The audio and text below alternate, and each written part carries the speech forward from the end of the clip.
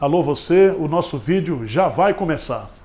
Então, antes de começar, por favor, inscreva-se no nosso canal, curta e também ative o sininho para receber as novidades, tá bom?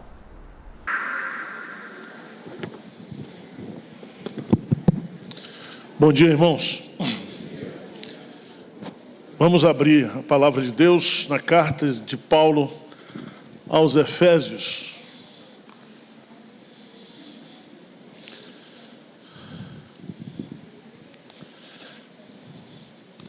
Essa carta, ela é chamada de a Rainha das Epístolas.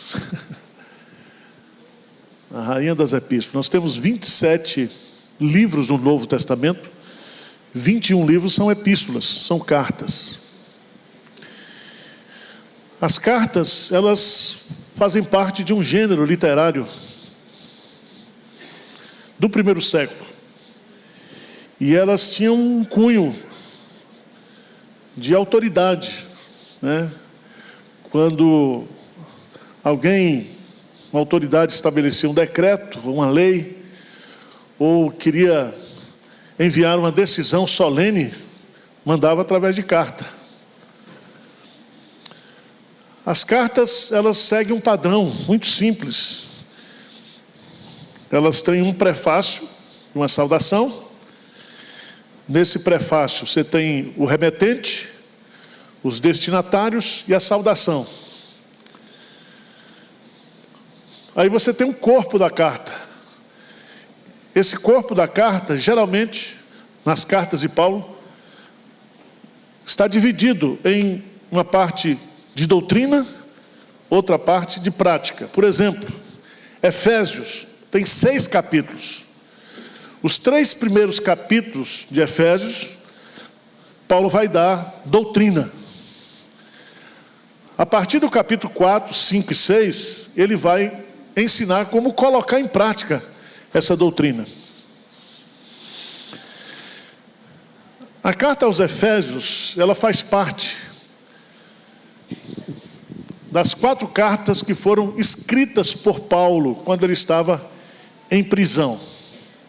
Veja lá o livro de Atos dos Apóstolos, capítulo 28. Atos dos Apóstolos, capítulo 28. Os 2 últimos versículos da carta do livro de Atos. Atos 28, 30, 31. Vamos ler juntos? Por 2 anos permaneceu Paulo na sua própria casa, que alugara, onde recebia todos os que procuravam, pregando o reino de Deus e com toda intrepidez, sem impedimento algum, ensinava as coisas referentes ao Senhor Jesus. Então, Paulo chega, veja lá no 28:16, Paulo chega em Roma, depois daquele naufrágio, no ano 60. Ele chega preso.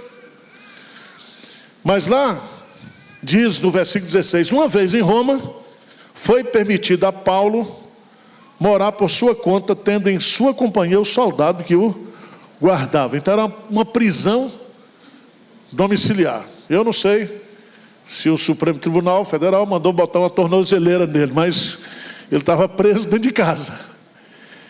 E ali ele fica 2 anos preso, naquela casa. E ali, daquela casa, ele escreve 4 epístolas, 4 cartas. A carta aos Efésios, a carta aos Colossenses, Filipenses e Filemão. A carta aos Efésios foi escrita para a igreja de Éfeso.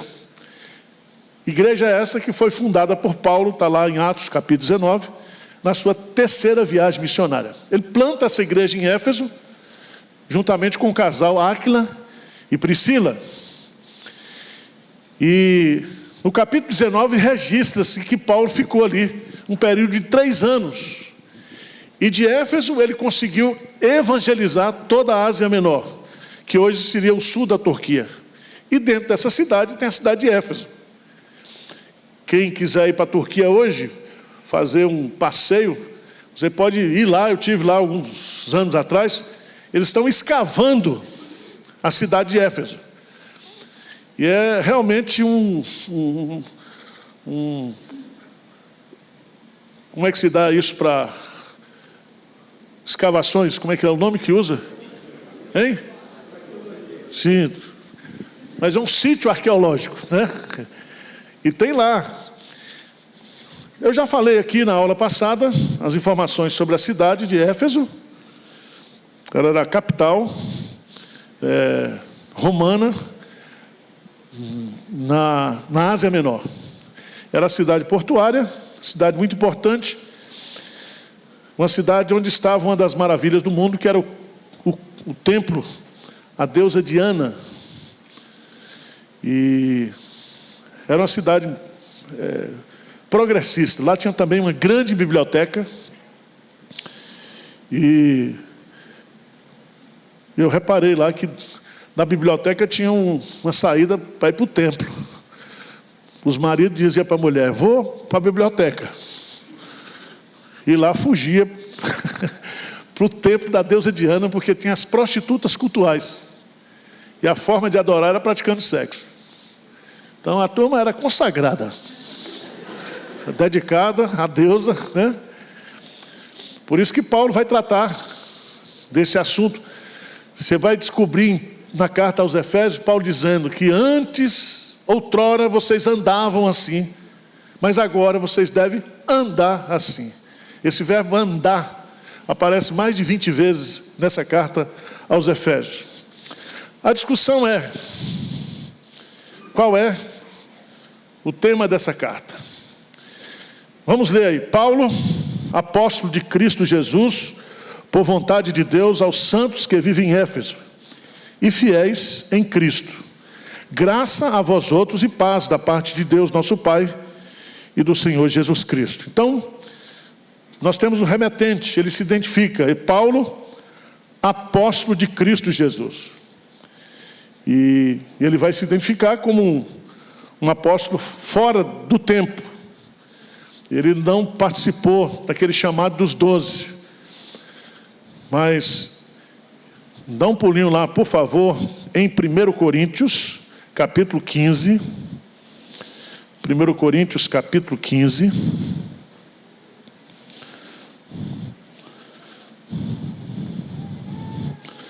Versos 7 e 8. 7, 8 e 9. 1 Coríntios 15, 7, 8 e 9. Depois, vamos ler juntos?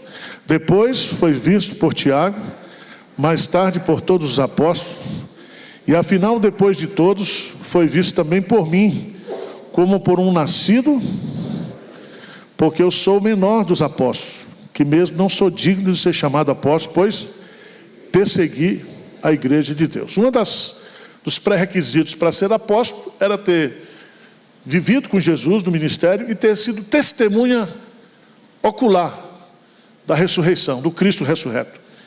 Paulo diz: olha, ele também, eu vi o Cristo ressurreto. O importante, irmãos, é que Paulo, ele diz que o seu apostolado não foi como os apóstolos que nós temos hoje aqui no Brasil. O cara se autoproclama apóstolo. Tá certo? Outros bispo, outros serafim, querubim, patriarca. Ele diz assim: Paulo, apóstolo de Cristo Jesus, por vontade de Deus. Então, ele não recebeu o título de apóstolo dos 12, não foi lá em Jerusalém, comprou o título de apóstolo, não. Ele foi constituído por Deus, por vontade de Deus, para ser apóstolo. Então, esses apóstolos que tem hoje aí são tudo falsos. Apóstolo bom é apóstolo morto. Não vai na conversa desses apóstolos aí não, que não se deixe enganar. Aos santos, aí os destinatários, aos santos que vivem em Éfeso e fiéis em Cristo Jesus.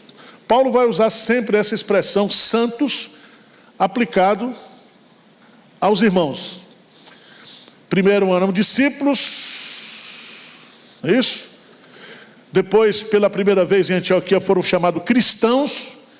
E um termo de tratamento agora para os crentes, Paulo vai usar muito essa expressão, santos.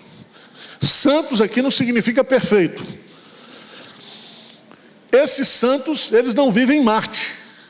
Eles vivem em Éfeso. Certo? O cara pergunta, pastor, a sua igreja é a igreja da cidade? É sim. Nós estamos em São Paulo. Não existe igreja solta. A igreja está aqui. Porque tem uns iluminados hoje aí que, além de púlpito preto, inventou esse negócio. Não, minha igreja é da cidade. Minha igreja é urbana. Tem outra localização? O povo inventa, né? Mas tudo bem. Aos que vivem em Éfeso e fiéis em Cristo Jesus. Então, aqui você tem o remetente da carta, você tem os destinatários da carta, e aqui vem uma regra de hermenêutica. Quando você estudar as cartas, você não pode fugir do contexto dos destinatários e dos remetentes. Então, por exemplo, Paulo, quando escreve em 1 Coríntios, capítulo 11, ele fala do véu, ele não está falando da CCB, Congregação Cristã do Brasil, porque Paulo nem sabia que existia esse trem. Então, não põe no texto o que não está no texto. Você tem a intencionalidade do autor e você tem a ocasionalidade da carta. Por exemplo, 1 Coríntios. Por que Paulo escreveu 1 Coríntios? Porque ele recebeu informações da casa de Cloe, que estava acontecendo alguns problemas lá, e então ele escreve a carta para resolver aqueles problemas. Estão entendendo ou não? Então não inventa. Você não pode dizer aquilo que o autor disse aos destinatários. Alguns assuntos, por exemplo, que Paulo trata, 1 Coríntios, comer carne sacrificada.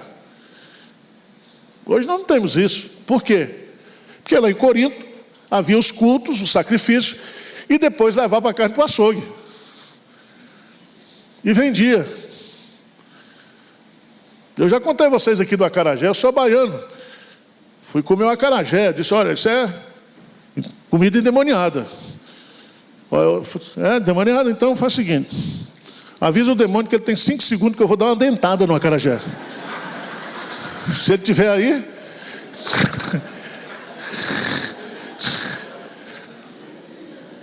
Então nós não temos problema. Você chega, você vai aqui, vai no supermercado, pão de açúcar, chega lá no açougue, você pergunta, é sacrificada essa carne? Hoje nós temos aí todo um... Então assuntos que são, às vezes não se aplicam para nós. São assuntos da igreja. Lembra que Jesus escreveu 7 cartas para 7 igrejas.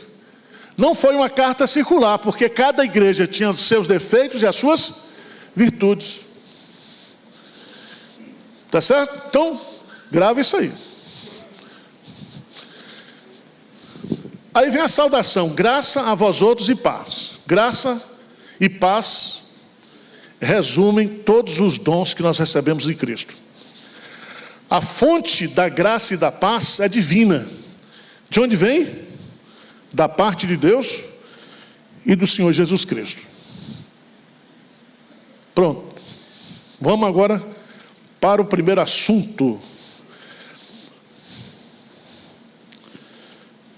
Esse trecho aqui, Efésios capítulo 1, de 3 a 14. Se é bom respiração aí? Veja que esse texto, de 3 a 14, é um período só. Não tem ponto. Paulo começou a escrever e ó, e puxava o ar e pronto, não fez uma pausa. Vamos tentar ler aí? Tentar não, vamos ler, né? Vamos lá. Efésios 1, de 3 a 14, que diz: bendito o Deus e Pai de nosso Senhor Jesus Cristo, que nos tem abençoado com toda sorte de bênção espiritual nas regiões celestiais, assim como nos escolheu nele, antes da fundação do mundo, para sermos santos e irrepreensíveis perante ele, e em amor nos predestinou para ele, para a adoção de filhos, por meio de Jesus Cristo, segundo o beneplácito de sua vontade, para louvor da glória de sua graça, que ele nos concede gratuitamente no amado, no qual temos a redenção, pelo seu sangue, a remissão dos pecados, segundo a riqueza da sua graça, que Deus derramou abundantemente sobre nós, em toda sabedoria, desvendando-nos o mistério da sua vontade, segundo o seu beneplácito que propusera, de fazer convergir nele, na dispensação da plenitude dos tempos, todas as coisas, tanto as do céu como as da terra. Nele digo, no qual fomos também feitos herança, predestinados segundo o propósito daquele que faz todas as coisas, conforme o conselho da sua vontade, a fim de sermos, para o louvor da sua glória, nós, os que de antemão esperamos em Cristo, em quem também vós, depois que ouvistes a palavra da verdade, o evangelho da vossa salvação, tendo nele também crido, fostes selados com o Santo Espírito da promessa, o qual é o penhor da nossa herança, até o resgate da sua propriedade, em louvor da sua glória. Viu aí que não tem ponto? É um período só. É como se Paulo, ele se derramasse aqui em adoração, e ele ia puxando o assunto e vai. O que é que esse texto nos ensina?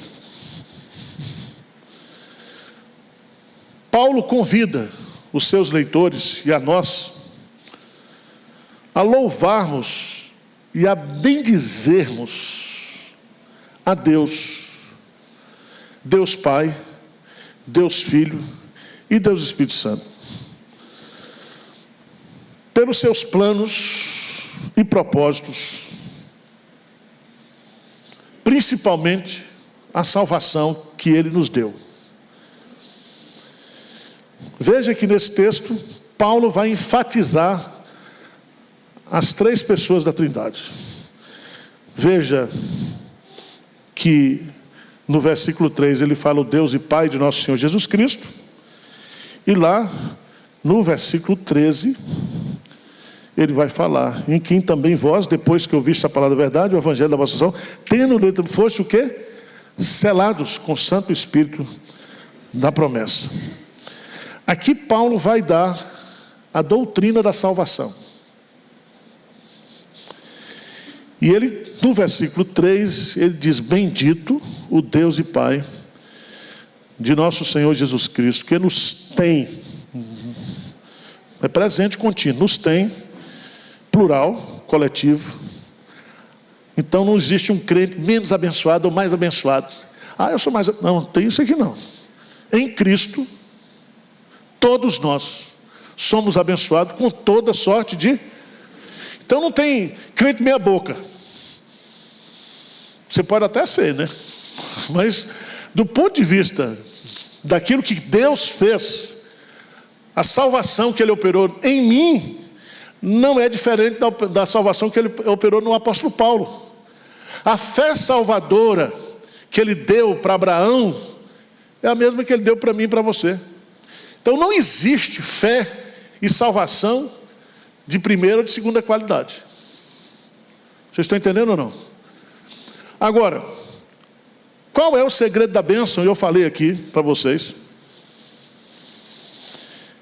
Paulo vai usar 169 vezes nas suas 13 epístolas a expressão em Cristo.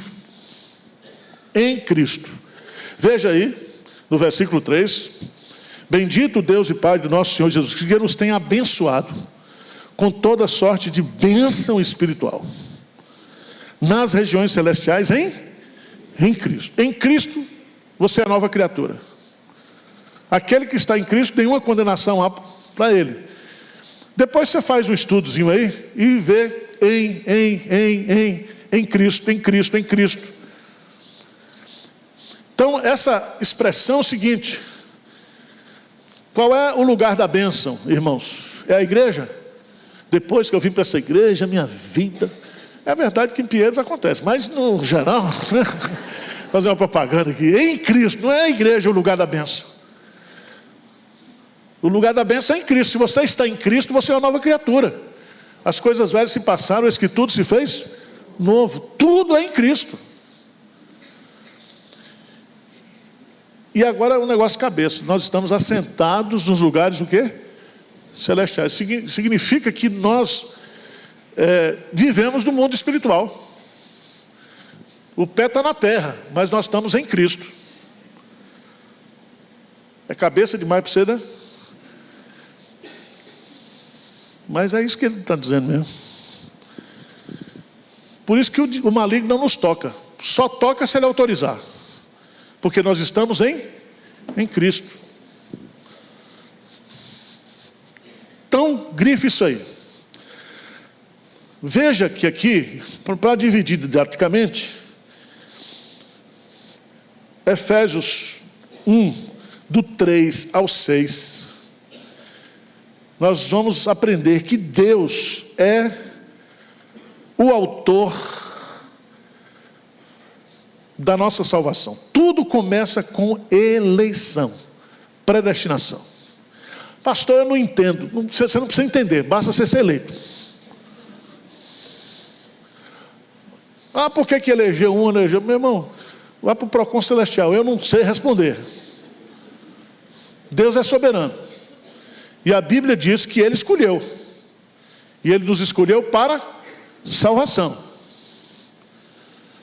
Tá certo? Então, Deus Pai, elege, escolhe. O Filho vai e redime. O Espírito Santo vai e o quê? Converte. Quer que eu desenhe ou deu para aprender? O Pai escolhe, o Filho redime e o Espírito Santo o quê? Converte. Ele vai mostrar isso aqui, nesse capítulo.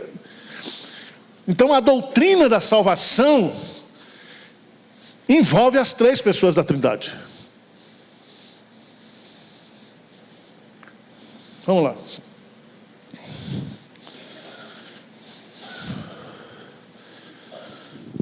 Versículo 4 diz assim: assim como nos escolheu. Escolheu. Então, foi Deus que te escolheu. Jesus diz lá em João 16: não fostes vós que escolheste a mim, mas eu vos escolhi. Não foi Jesus que estava perdido, você achou Jesus. É você que estava perdido. E Ele achou você. Então a salvação é um ato de Deus.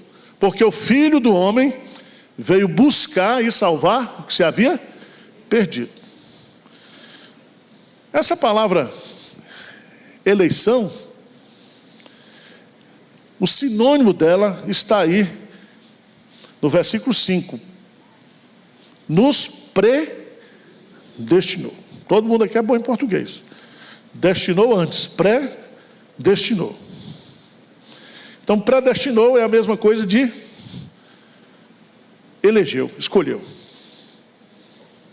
Tá certo?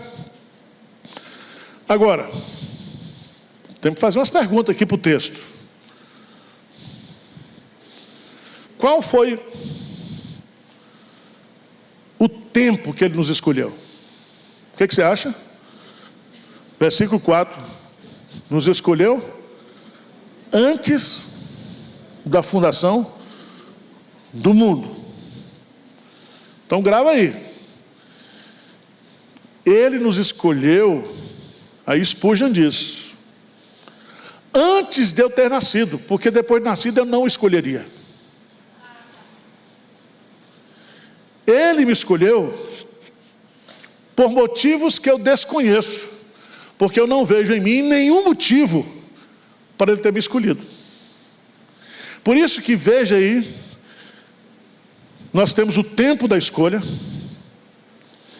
a expressão nos escolheu nele. O que é que significa isso? Significa que o mérito da escolha não está na pessoa, mas em Cristo. Ele nos escolheu para sermos de Cristo.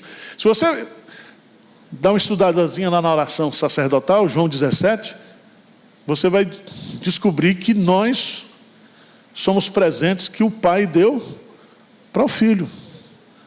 Ele fala, os homens que me deste deste mundo. Certo? Jesus diz claramente que para alguém ir até Ele, é o Pai que vai o quê? Conduzir. E aquele que vier a mim, de maneira nenhuma, lançarei fora, o rejeitarei. Agora veja bem, veja o texto, no versículo 4. Ele nos escolheu, nele, o tempo que Ele nos escolheu foi antes da fundação do mundo. O propósito, para sermos santos e irrepreensíveis perante Ele. Então veja bem, aqui é propósito, não é causa. O que significa isso? Eu ia saber que fulano aqui, o Mário ia ser um cara bonzinho, então eu escolhi ele. Não, escolheu ele imprestável mesmo. Ele não escolheu porque ele era, escolheu para ele ser. Deu a entender? A salvação é para a santificação, é para o aperfeiçoamento. Não é a causa da escolha, é o propósito da escolha. Está explicado ou não? Está no texto ou não? Porque tem gente que ele se acha bom, né? Deus não tinha como não me escolher. Cara desse. Tem gente que pensa assim. Irmãos, dá um pulinho, por favor, lá em 2 Tessalonicenses.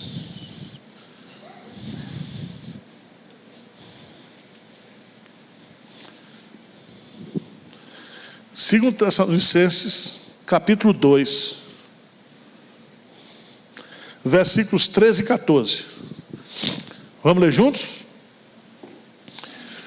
2 Tessalonicenses 2, 13 e 14. O que diz?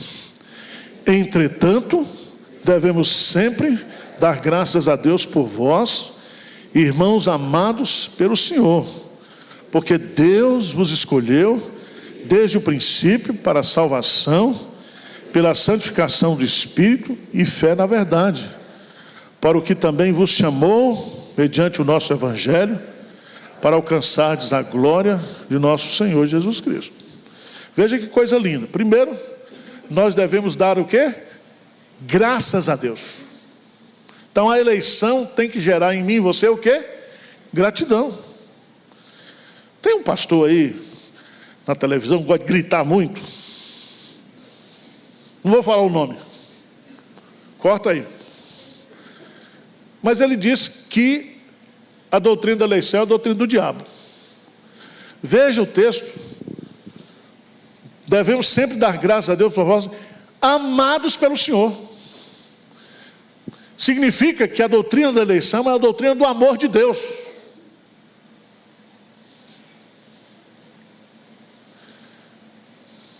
Ele nos amou imerecidamente, incondicionalmente e soberanamente.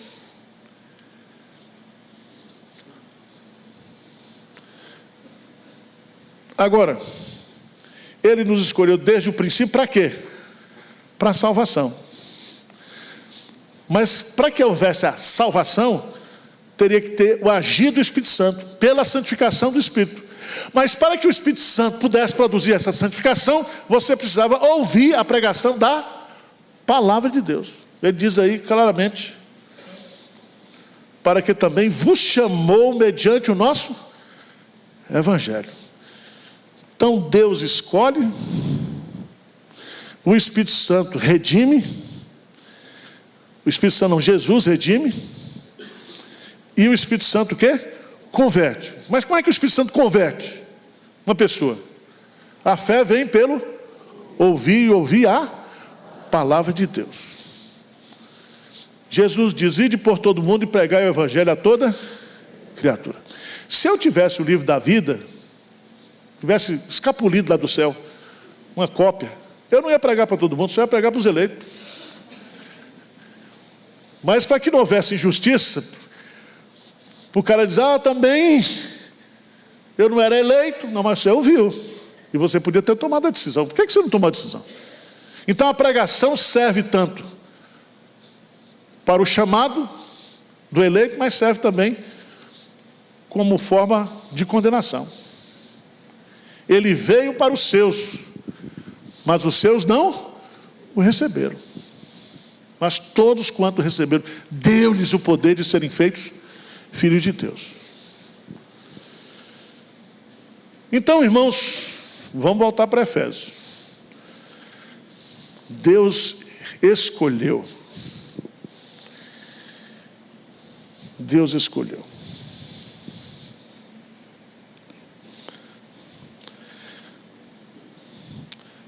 Assim como nos escolheu nele, antes da fundação do mundo, para sermos santos e irrepreensíveis perante ele. 4 lições nesse verso. O conceito de eleição, escolheu.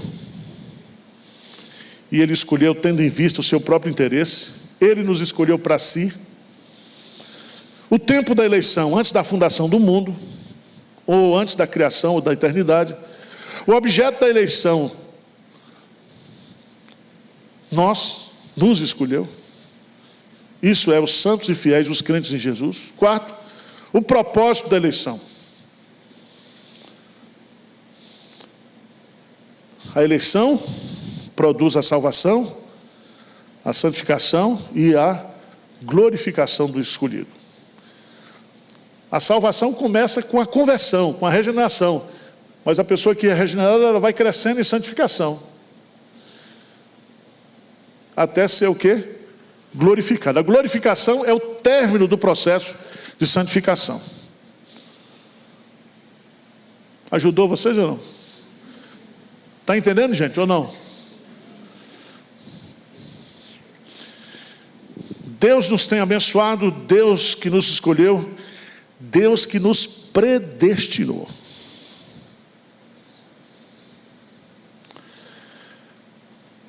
Deus nos escolheu para si e nos predestinou para fazermos parte da sua família, para sermos os seus filhos. Abra sua Bíblia aí, Romanos 8,15. Em Efésios 1,5 diz: nos predestinou para ele, para a adoção de filhos, por meio de Jesus. Romanos 8,15, o que diz aí? Vamos lá? Porque não recebestes espírito de escravidão para viverdes outra vez atemorizados, mas recebeste o espírito de adoção, baseado no qual clamamos: Abba, Pai. Então a regeneração, a conversão nos coloca como filhos. Quando a gente é salvo, a gente passa a fazer parte da família de Deus. Vamos ler para Efésios, capítulo 2, a partir do versículo 17. Vamos ler juntos? Efésios 2,17. E vindo, evangelizou paz a vós outros que estavam longe, e paz também aos que estavam perto. Porque por ele ambos temos acesso ao Pai em um Espírito. Assim já não sois estrangeiros e peregrinos, mas concidadãos dos santos, e sois da família de Deus. Então, você entrou para a família real, né, a verdadeira, né, através da redenção em Cristo Jesus. E tudo isso aconteceu porque Deus nos escolheu, porque Deus nos predestinou. Mas aí vem uma coisa muito bonita, nos versos 6 e 8.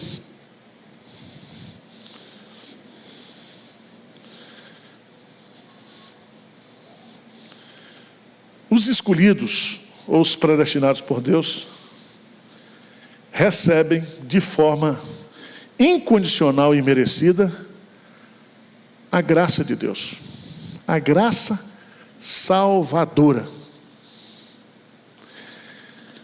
Houve um congresso na Inglaterra sobre a diferença entre as religiões. Foi representante de todas as religiões. E C.S. Lewis estava presente nessa reunião. E a única religião do mundo que tem a graça é o cristianismo. Todas as outras religiões são por mérito próprio. Mas graça, só o Evangelho. Pela graça sois salvos. Então, a única doutrina soteriológica da salvação que nós temos, dentre todas as religiões que existem, o cristianismo traz a graça. As outras não. E se a salvação é pela graça, todas as religiões humanas, elas são formas, esforços humanos para chegar até Deus. Mas o cristianismo diferencia porque não é o homem que vai até Deus, mas é Deus que vem o quê? Atrás do homem. Então o Filho de Deus se fez homem para que os homens pudessem se tornar o quê? Filhos de Deus. Jesus diz: eu sou o caminho, a verdade e a vida, e ninguém vem ao Pai senão por mim. É meio pedante, né? Eu me lembro quando eu era pastor lá em Olinda, e houve uma discussão, na época era o Dom Helder Câmara, comunista, gente boa, né? A teologia da libertação na veia. E participei de uma entrevista com ele lá, e o repórter perguntou para mim: mas por que vocês, evangélicos, dizem que têm certeza da salvação? O que você acha, Dom Helder? Ele disse: não, ninguém pode dizer que tem certeza da salvação. Eu falei: não, eu posso. Eu, pastor novo, né? Tupetado. Mas por que você... Porque a Bíblia diz. A Bíblia diz. Mas não somente isso. O Espírito Santo testifica com o nosso espírito que nós somos o quê? Filhos de Deus. A Bíblia diz que aquele que crê nele jamais perecerá. Então é o seguinte: vocês querem arrumar confusão? Lá para cima, porque aqui embaixo está resolvido. Se a Bíblia diz que eu estou salvo, eu creio no que a Bíblia diz. Às vezes a gente tem crise, né? Mas quando o assunto é salvação, você tem que substituir a palavra certeza por segurança. Porque a nossa salvação não está segura em nós, ela está segura em Deus. Vou mostrar para vocês, vocês não estão acreditando não. Evangelho de João, capítulo 10.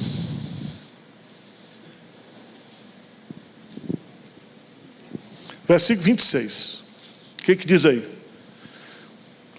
Mas, João 10, 26. Mas vós não credes, porque não sois das minhas. As minhas ovelhas ouvem a minha voz, eu as conheço, elas me seguem, eu lhes dou o quê? Jamais perecerão, e ninguém as arrebatará. Aquilo que meu Pai me deu é maior do que tudo, e da mão do Pai ninguém pode o quê? Arrebatar. Às vezes nós queremos pular da mão do Pai, mas Deus não deixa. Ninguém pode nos tirar da mão do Pai. A salvação é dada e não pode ser perdida. Você pode até estar entrando nas crises, Tem uns crentes que de vez em quando, eu estou zangado com Deus. Grande coisa. Tem uns que são muito teólogos e quando eu chegar no céu eu tenho muitas perguntas para fazer. Ô sabichão, o céu é autoexplicável. Quando você chegar lá eu conhecerei como também sou o quê? Conhecido. Agora cuidado porque você está muito soberbo. Você vai questionar o Criador? Questionar o Salvador? Você está no lugar errado. É lá para baixo que você tem que ir.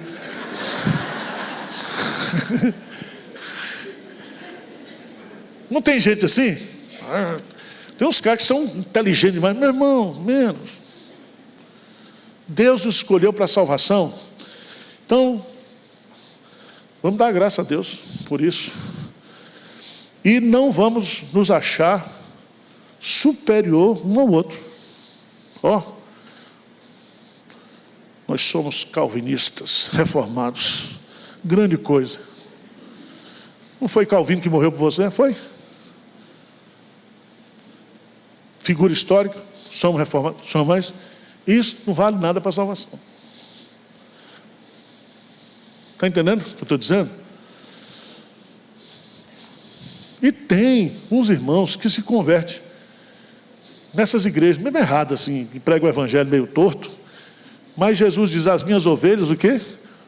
Ouve a minha voz. Ela se converte e sai de lá. E vem tudo aqui para Pinheiros, uma benção.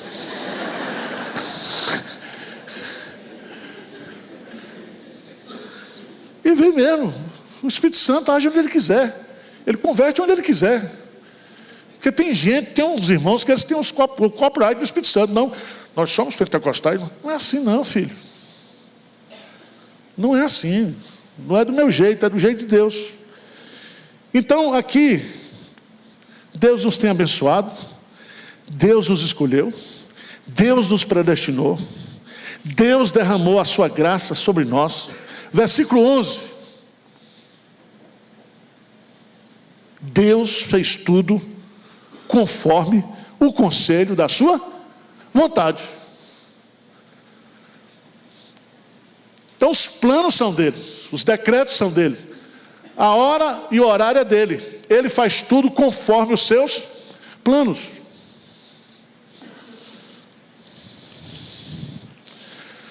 Agora vamos entrar com Jesus. Essa revista foi eu que escrevi, tá? Então estou pegando dos outros, não, eu já parei. Efésios capítulo 1, versículo 7, no qual temos o quê? A redenção. O que Cristo nos deu? A redenção. Que coisa linda. Jesus é quem executou na cruz a nossa salvação. É nele, ou em Jesus, que temos acesso às seguintes bênçãos. Primeiro, nós temos a redenção. Essa palavra redenção significa resgate de um prisioneiro de guerra ou um escravo. Esse resgate é feito mediante o pagamento de um preço. E Jesus pagou o preço da nossa redenção. O castigo, a condenação que era minha, foi colocada sobre ele. Ele fez a expiação, ele é o bode expiatório. Ele morreu em meu lugar, para que eu pudesse receber o perdão de Deus. Então, ao invés de Deus punir a mim, puniu a Jesus e diz, agora você está salvo.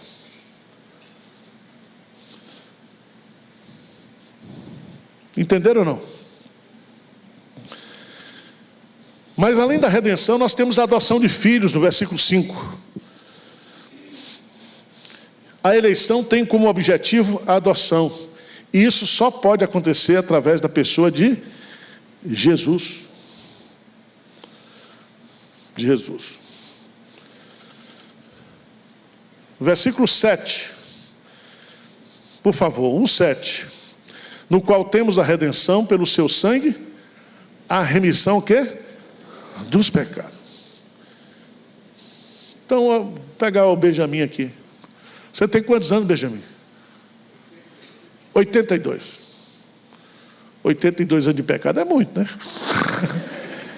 Todos esses pecados que você cometeu nesses 82 anos, Cristo já pagou o preço. Você já está perdoado. E os que você vai cometer também, até você morrer, já está perdoado. Nenhuma condenação há para você, se você está em Cristo Jesus. Tem gente que fala assim, então eu vou pecar, né? Já tá, não é assim não. Se você pensar dessa maneira, é porque você não é crente. Porque você tem que confirmar a sua eleição. Irmãos, a doutrina da graça é maravilhosa. Já pensou nisso? Por isso que a gente canta, né? Graça sobre graça receber. É bonito esse canto. Um pecador como eu, não vou cantar não, nem adianta esperar que eu não vou cantar. Vou para o texto aqui. Vamos lá.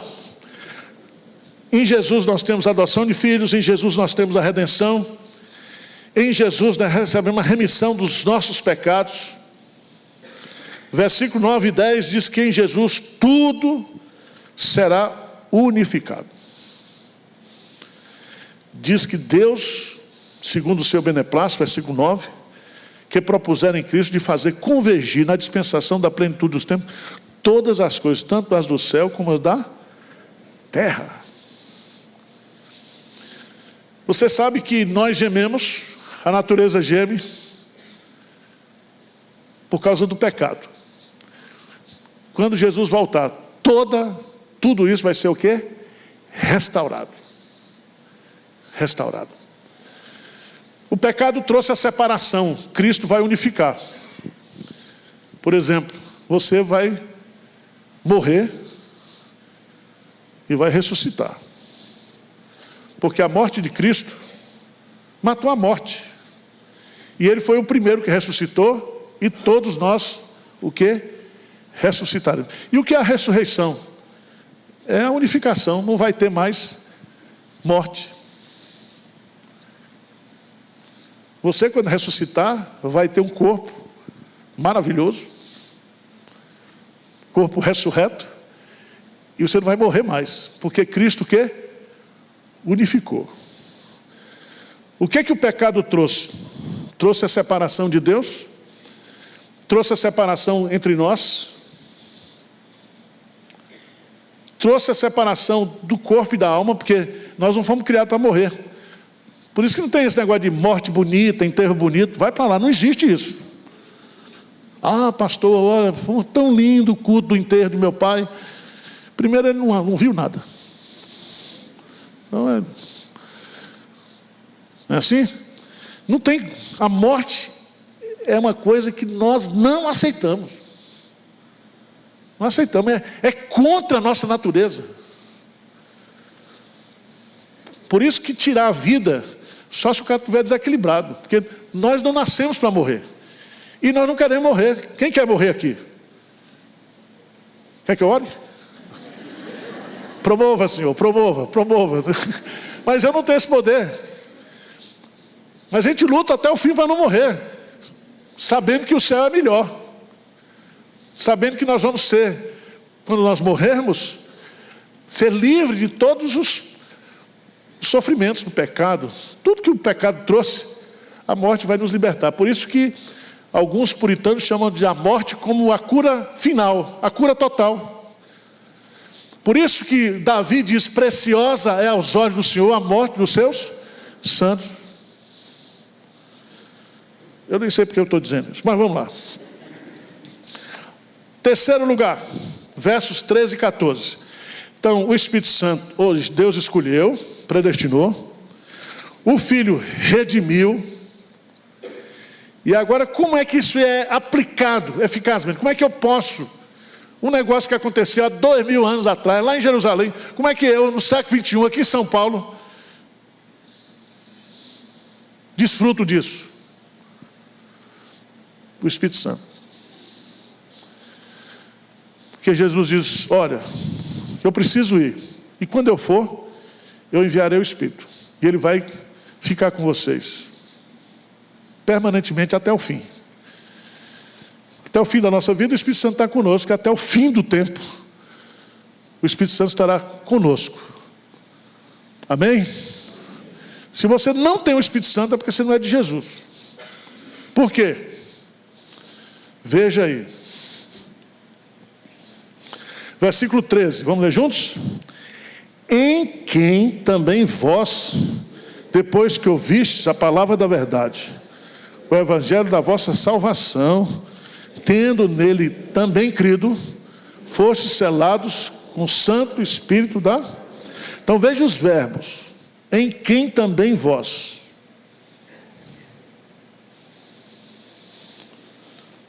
Depois que ouvistes a palavra, o evangelho da vossa salvação, tendo nele o quê? Crido. Então, ouviu a verdade e creu na verdade. Quem é que produziu essa fé? O Espírito Santo. Aí o Espírito Santo converte você e sela você. Fostes o quê? Selados com o Santo Espírito da promessa. Aqui esse negócio do selo tem muitos significados, né? Tem a ideia de inviolabilidade. Quando você sela uma coisa é porque você não quer que seja... Tá certo? Selo também tem o sentido de garantia. E muitos outros sentidos. Antigamente as escrituras eram seladas. Colocava selo, porque é a ideia de propriedade. Selada com nome. Agora, versículo 14. Esse selo com o Espírito Santo é o penhor da nossa herança. Até o resgate da sua propriedade, o louvor da sua glória. O que é penhor da nossa herança? Nós temos uma herança para receber. Certo? Então nós estamos penhorados. O Espírito Santo, entre nós, a salvação está garantida. Por quê? Porque quando ele entra em nós, nós deixamos de ser propriedade nossa e passamos a ser propriedade o quê? Dele. É igual o carro que você compra no banco financiado. O carro está no nome de quem? Do banco. Mas está penhorado. Você usa ali tudo. Até pagar a 24ª, né? Aí é seu. Então, como garantia de que nós estamos salvos, o Espírito Santo está dentro de nós. Então, todo crente está penhorado pelo Espírito Santo. Que é isso? O Espírito Santo é quem aplica a salvação nos eleitos. Sela a nossa conversão e garante a nossa redenção. Está explicado, gente, ou não? Depois você lê em casa. As 3 pessoas da Trindade estão aí, claramente. E você vai descobrir que Paulo vai sempre... Lê comigo aí, por favor. Efésios capítulo 4.